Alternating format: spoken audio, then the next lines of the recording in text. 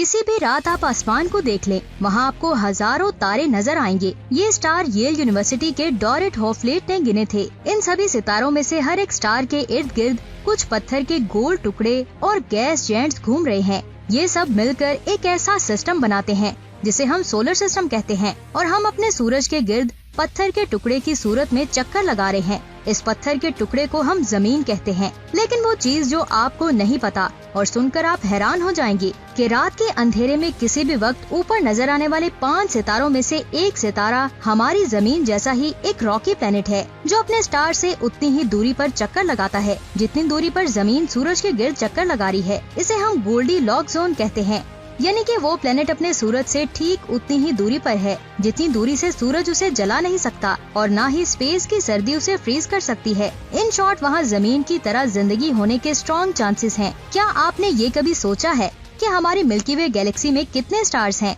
तो मैं आपको बता दूं 400 बिलियन स्टार्स, यानी कि 40,000 करोड़ स्टार्स, जिसमें से 40 बिलियन स्टार्स में जिंदगी मौजूद हो सकती है। सिर्फ और सिर्फ हमारी गैलेक्सी में। चकरा गया दिमाग? बहुत सारे लोग अब नीचे कमेंट्स करेंगे ऐसा नहीं हो सकता, लाइफ सिर्फ जमीन पर ही है। लेकिन हमारी गैलेक्सी में कहीं और एलियन लाइफ होगी। ये ख्याल बहुत ही डरावना लगता है, लेकिन अगर सच कहूँ तो यहाँ पर हम अकेले हैं। ये ख्याल भी उतना ही डरावना है जितना एलियन के होने का है। अभी तक हमारे पास वो खास हथियार नहीं है जिससे हम 40 करोड़ स्टार्स में से एलियंस के प्लेनेट को देख सके ताकि हमें उनके होने का सबूत मिल सके। खैर, वो सबूत हमें बहुत जल्द मिल जाएगा, वो भी जेम्स वेब टेलीस्कोप से। इस टेलीस्कोप का लेंस इतना बड़ा होगा जो दूर के प्लेनेट से रिफ्लेक्ट होकर आती हुई रोशनी को इंटरप्ट करेगा और फिर हम एलियंस को घर बैठे ही देख सकेंगे। यहाँ पर एक सवाल आता है, एलियन आखिर होंगे कैसे? ये सवाल सिर्फ आपके दिमाग में ही नहीं आ रहा, बल्कि इस सवाल ने बहुत सारे साइंटिस्ट की रातों की नींद उड़ा रखी है।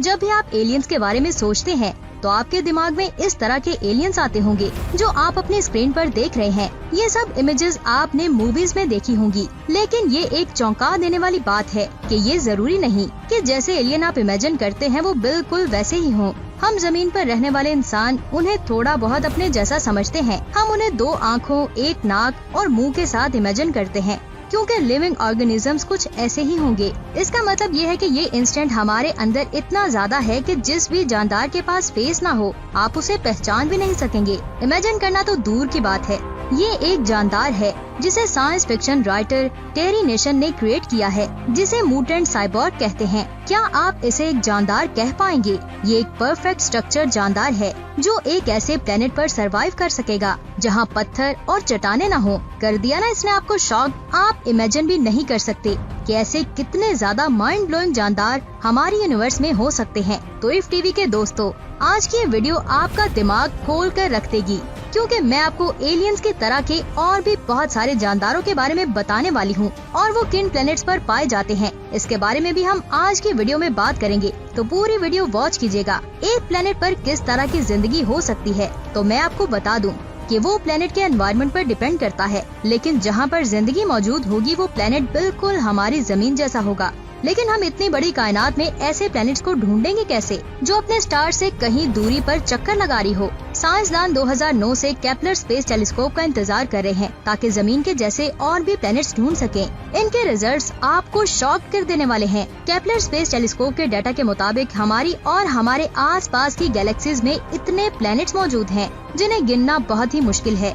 उनमें से 1 मिलियन प्लैनेट पर जिंदगी हो सकती है। अब आप अंदाजा लगा सकते हैं कि केपलर स्पेस टेलीस्कोप के डाटा के मुताबिक जिंदगी दूसरे प्लैनेट्स पर कितनी हाई है। बहुत सारे केपलर प्लैनेट्स में से कुछ प्लैनेट्स पर साइंसदान नजर रखे हुए हैं, जैसे कि ये प्लैनेट केपलर 22b है, जो कि एक वाटर वर्ल्ड है जो जमीन की तरह चट्टानी प्लैनेट होते हैं। ये समंदरों की चादरों से लबालब भरे होते हैं, यानी वहाँ पर 1000 किलोमीटर डीप ओशंस हैं। लेकिन मैं आपको बता दूं कि जमीन पर तो 15 किलोमीटर से गहरे समंदर मौजूद हैं। आपको क्या लगता है कि ऐसे प्लेनेट पर कैसे जानदार पैदा हो सकते हैं? साइंसदानों के मुताबिक यहाँ पर समंदरों की गहराई में एलियंस के पौधों का एक जंगल हो सकता है जो उसके चट्टानी जियोथर्मल वेंट से पहले ऐसे होते हैं और फिर करोड़ों साल के एवोल्यूशन के बाद ऐसे पॉड्स टाइप के स्ट्रक्चर में तब्दील हो सकते हैं, जो इन्हें ऊपर तक फ्लोट करवा के सतह से सितारे की एनर्जी लेने में मदद करेगा। तो इस तरह की वाटर वॉल में आपको इस तरह के एलियन जानदार नजर आएंगे। एक और बहुत ही इंटरेस्टिंग प्लेनेट पर साइंसदानों की नजर है,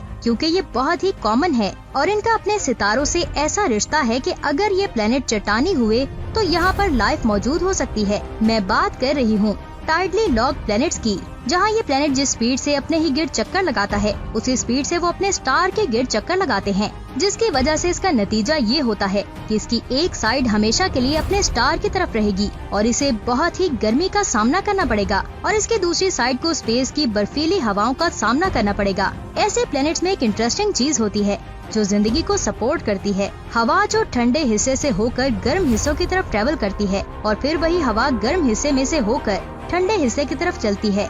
ये फिनोमेना एटमॉस्फेयर को जमने से बचाता है और टेम्परेचर डिफरेंस को मेंटेन रखता है, जिसकी वजह से लाइफ का इस प्लेनेट के इस तरफ होना पॉसिबल हो जाता है। अब आप जरा इमेजिन कीजिए इस प्लेनेट पर कैसी लाइफ हो सकती है, जहाँ हवाएं बहुत तेजी से चलती हैं। उस प्लेनेट की लुक कुछ इस तरह की होगी। वहाँ पर पौधे ब्लैक कलर में होंगे, क्योंकि इस हिस्से पर सिर्फ सनसेट ही दिखाई देगा, वो भी 24 घंटे।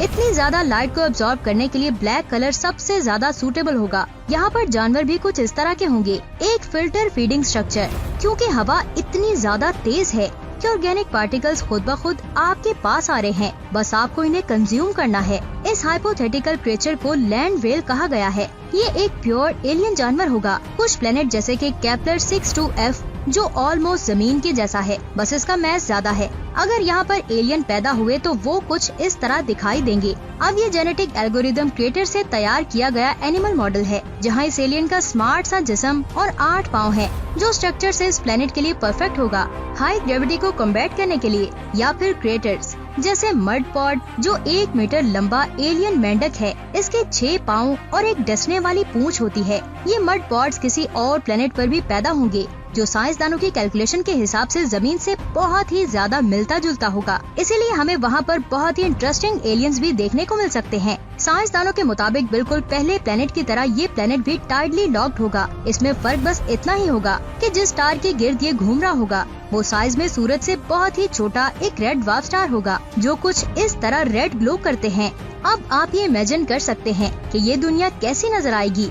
एक डिम से रेड एटमॉस्फेयर और आसपास जमीन की तरह के नजारे, नदियाँ, जंगल वगैरह, और इनसे प्लेनेट बहुत ज्यादा होंगे। ग्लीस 581g इसी तरह का एक प्लेनेट हो सकता है, जो साइंसदानों ने तलाश किया है। रेड ड्वार्फ यूनिवर्स में बहुत ज्यादा है, क्योंकि वो अपनी एनर्जी बहुत स्लो बर्न करते हैं।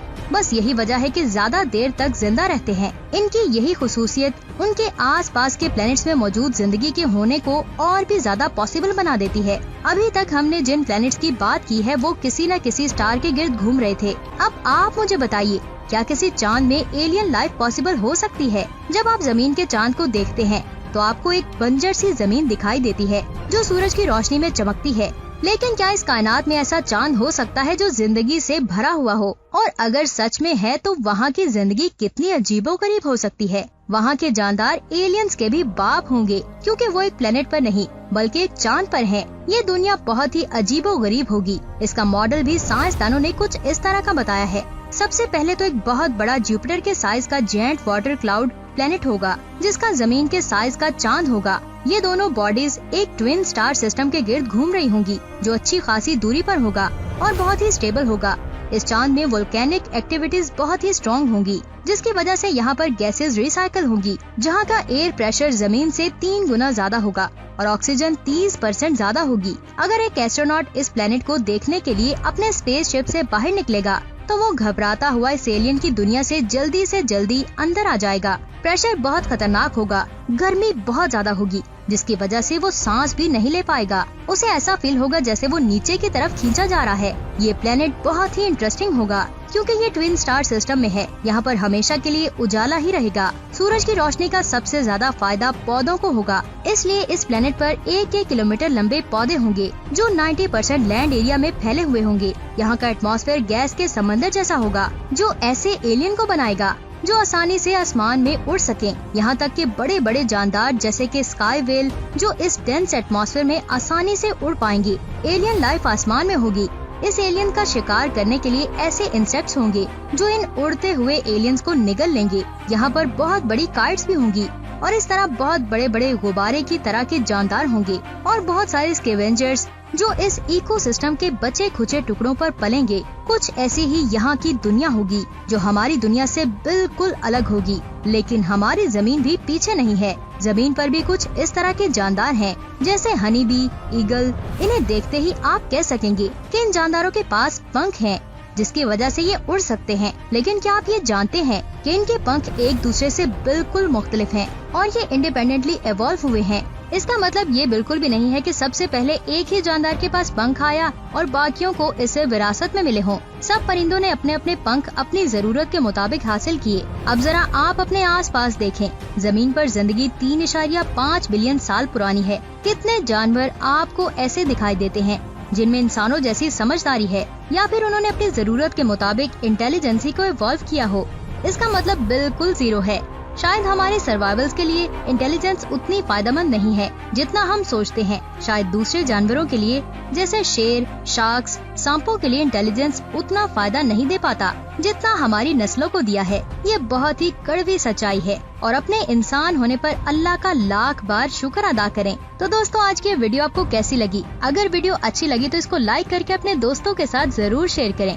अपना बहुत सारा ख्याल रखें। खुदा हाफिज।